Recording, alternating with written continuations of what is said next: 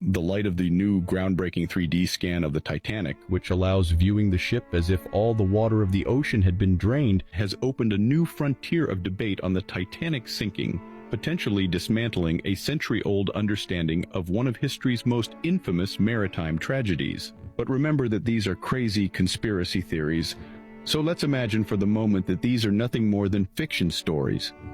Whether the Titanic suffered damage from riding over a submerged iceberg shelf, as Stevenson suggests, or was the victim of a larger conspiracy, the enduring mystery of its sinking continues to captivate everyone. The Titanic grazed an iceberg, causing a 120-meter breach in its double-reinforced steel hull. But it's improbable that ice could cause such damage. Upon further investigation, we encounter unknown surprises. The Titanic had a twin, the Olympique, both owned by J.P. Morgan. A separate strand of evidence hints at a more dramatic theory, a potential switch between the Titanic and its sister ship. The latter had a severe accident that left it almost unusable. However, it was not insured, and the repair was Morgan's responsibility. In a cunning move, Morgan swapped the names of the ships and decorated the damaged Olympique to look like the Titanic. During the inaugural journey, the damaged Olympique sailed disguised as the Titanic, and the insurance paid the sum of $5 million of the time. The real Titanic continued sailing under the name of the Olympique until 1935. But the surprises do not end here. A ship, the SS California, loaded with blankets and jerseys, set sail 5 days before the Titanic and anchored at the disaster point. It's odd that the experienced Captain Smith deviated from his course and that the lookout had no binoculars. It's strange that the radio stopped working hours before and that white flares were launched instead of red ones. And it's even more strange that J.P. Morgan and 50 of his friends, some of whom were in favor of the creation of the Federal Reserve, decided not to board at the last minute. Curiously, many of those who opposed the creation of the Federal Reserve, including the Ashton, Guggenheim, and Strauss families, died in the disaster. This allowed supporters of the Reserve, including Morgan, to create it without opposition the following year. The Titanic was found in 1985, and to everyone's surprise, there was no 120-meter breach, but multiple holes from 1 to 50 centimeters caused by internal explosions. Even more, the name Olympique was found on the propellers. There's a book, Titan, by Morgan Robertson, that narrates the Titanic incident with chilling accuracy, written 14 years before the sinking. This series of events raises serious doubts about the truth behind the Titanic. Whether the Titanic suffered damage from passing over a submerged iceberg shelf, as Stevenson suggests, or was the victim of a larger conspiracy. They say that fate is not without irony, and the dollar begins to show signs of losing its hegemony at the same speed that ships sank more than a century ago. Whoa. That is one of the deepest conspiracies about the Titanic I've seen. You can take the height of the Great Pyramid and multiply by 43,200 and you get the polar radius of the Earth. You can measure the base perimeter of the Great Pyramid, multiply it by the same number, you get the equatorial circumference of the Earth. Great Pyramid is almost perfectly aligned to true north within 3/60ths of a single degree. With this incredible precision, very, very clever. The roof of the King's Chamber in the Great Pyramid, impossible to explain in terms of leverage and mechanical advantage. I've never seen a satisfactory explanation as to how this was done. This thing is just a gigantic mystery. It challenges us. The fact that it incorporates the dimensions of our planet in its key dimensions. So profoundly advanced in terms of their ability to move immensely huge objects. How? What if I told you that the year might actually be 1724? In the 1990s, several German historians proposed a radical idea that the Middle Ages in fact didn't exist and we are actually living in the 18th century.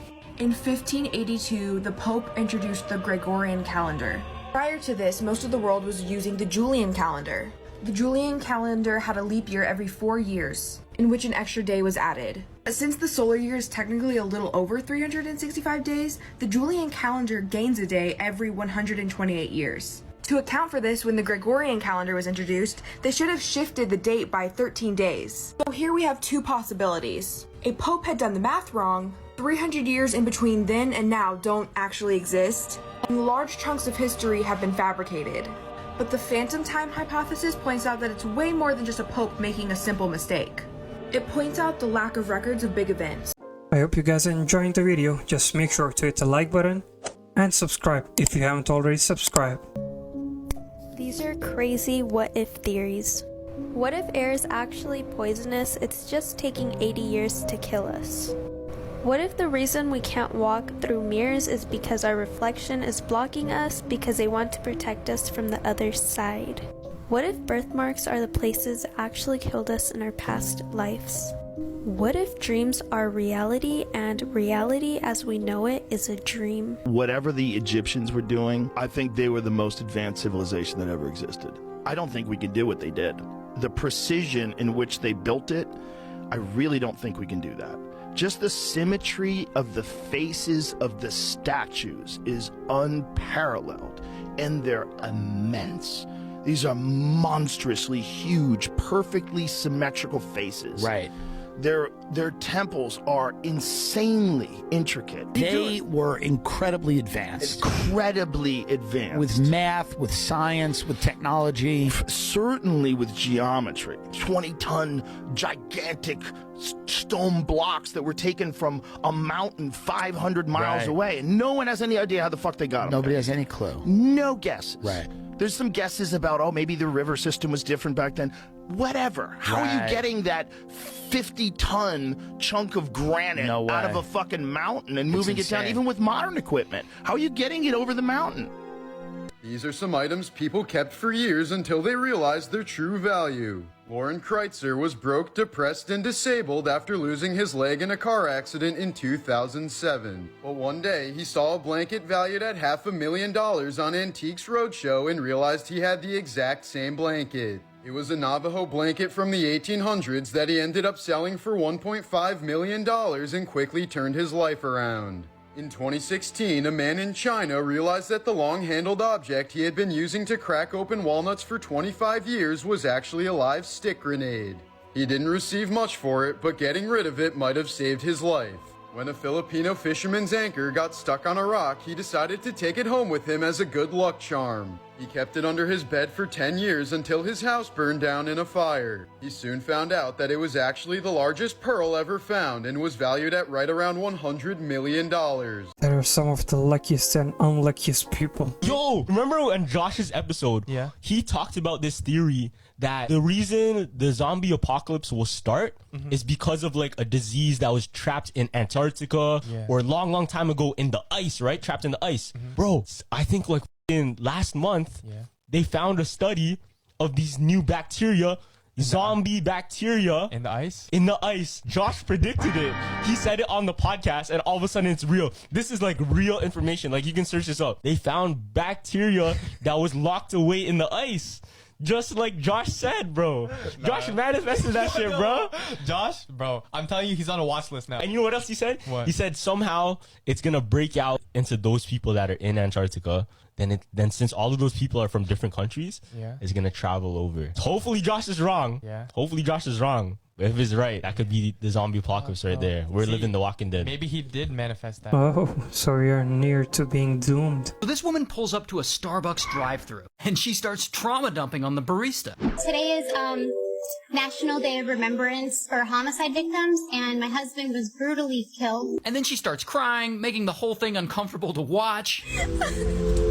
Then she turns the camera around on the poor barista. You say hi to people? And she's holding a camera the whole time, so she's doing this while she's crying, which just makes it extra awkward. But here's where the story gets crazy. So she posts that video to TikTok, and it goes viral. And people are like, why are we trauma dumping to a 16-year-old barista? I don't want to hear about your dead relatives, your dead husband. Social media is making people crazy. Then people start combing through her TikTok, and they notice she makes a lot of videos about, I lost my husband. My husband was killed. My husband was murdered. My husband was brutally murdered. And that's really tragic. But the internet is one big sociopath, and they start digging into this story. And they find it's true. He was killed in a homicide 13 years ago in 2010. The murder was actually pretty big news in Florida, so shout out to Florida. But here's what else they found. They start looking at the obituary, and they notice there's no mention of a wife. He also has a Facebook memorial page from 2010, and there's no mention of any wife there. And that is where the drama starts. Spoiler alert, she's probably not the wife. There is no mention of a wife or girlfriend. His family don't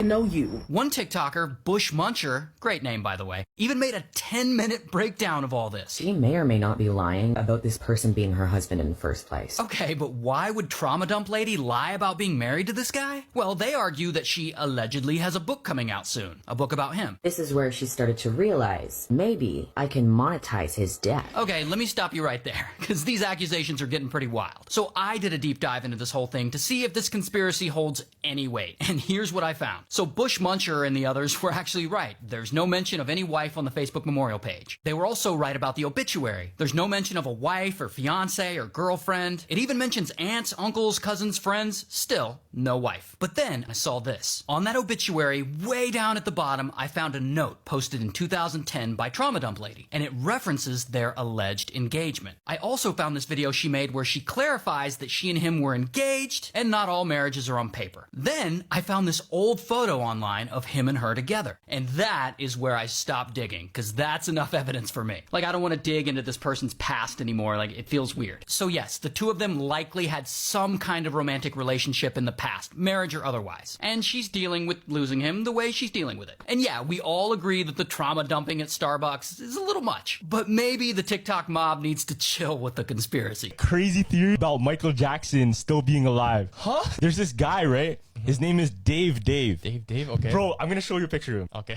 People are saying he's Michael Jackson with facial reconstruction. So, as we know, Michael Jackson, he had like a vitiligo. And what happened was he was even part of a fire before where his face got burnt. Yeah. And then he had to get like plastic surgery. Oh, shit. Now, after Michael Jackson died, this guy came out. His name was Dave. And he said that he was friends with Michael Jackson. He was close to him. Yeah. Nobody knows where he came from. Now listen to Dave's voice. Listen to Dave's voice. Free myself of his name and his legacy.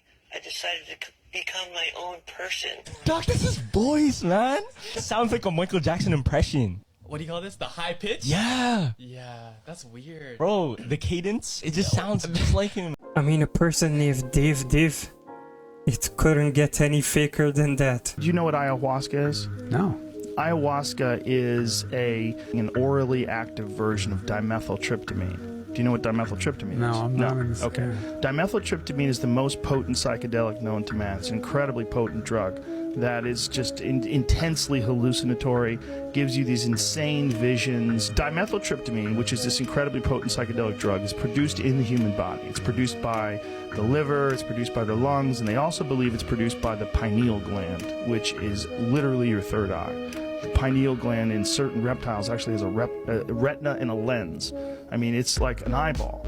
And they think, and the Egyptians called it the seat of the soul, and they think that this is one of the reasons why they have this obsession with this gland in Eastern mysticism, is somehow or another they figured out that this is the gland that produces this incredibly potent psychedelic drug. There's a map in Minecraft that you can download and load up, and it's banned in several countries. Why? Check this out. This is a banned Minecraft map in multiple countries. There's a theory that there's a map in Minecraft that you can download and load up, and it's banned in several countries. There's a theory that there's a map in Minecraft that you can download and load up, and it's banned in several countries. Why? Check this out. This is a banned Minecraft map in multiple countries. So it's banned in multiple countries. What it is, it's a user-made Minecraft map, and it has written books of CIA secrets, conspiracy theories, and books that are banned in other countries. Specifically in China, there's a lot of books that are banned, 48 Laws of Power, and all these other psychology books. But they have access through it through Minecraft, because they can download that map and then read it on the Minecraft books. Yo. Even though the dark web is real, what if you can just use regular things, say Roblox? Even though it seems like a kid game, what if there's a game on Roblox that criminals specifically use to trade arms, sell drugs?